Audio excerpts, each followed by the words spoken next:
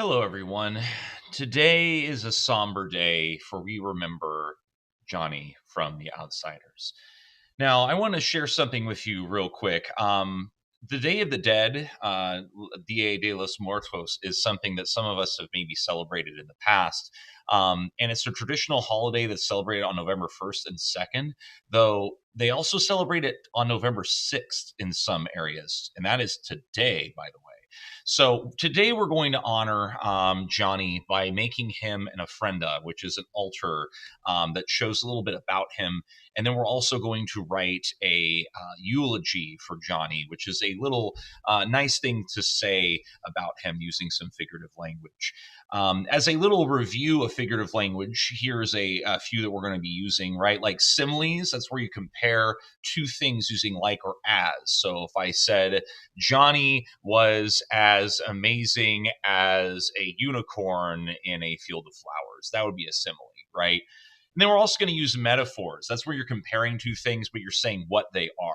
So Johnny was an angel from the sky would be an example of a metaphor, right? We're also going to use personification, which is giving traits to things that aren't human. So for this example, I use the heavens, right? Like we also saw in Annabelle Lee. So the heavens, what did the heavens do, right?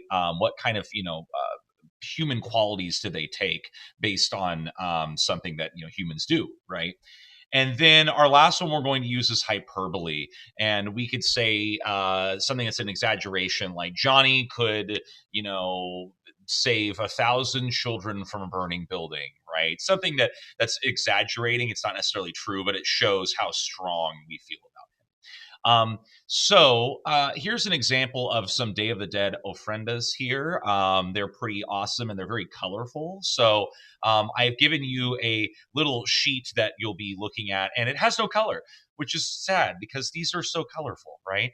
So make sure that you're putting some nice color in here, right? You can use colored pencils or crayons or markers, and then you'll notice that in the frame here, it needs a picture of the person. So maybe you can put a little picture, a little drawing of Johnny here, and then maybe something that he really enjoyed, right? Like for example, well, he did really like cigarettes, but he also liked other things like leather jackets. He liked Gone with the Wind.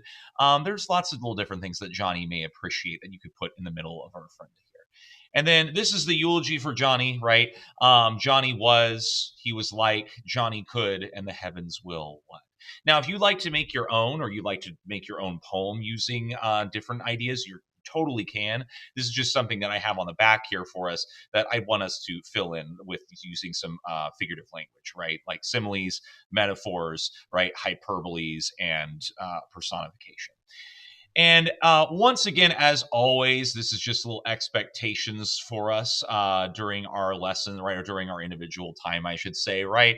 If you ever get stuck, I'll have something up on the board for you to look at, right? Once you're done with that, I'll have a little grammar for us to do on Google Classroom. And by the way, you can always use your Chromebooks today to decorate and things, right? If you want to trace over it.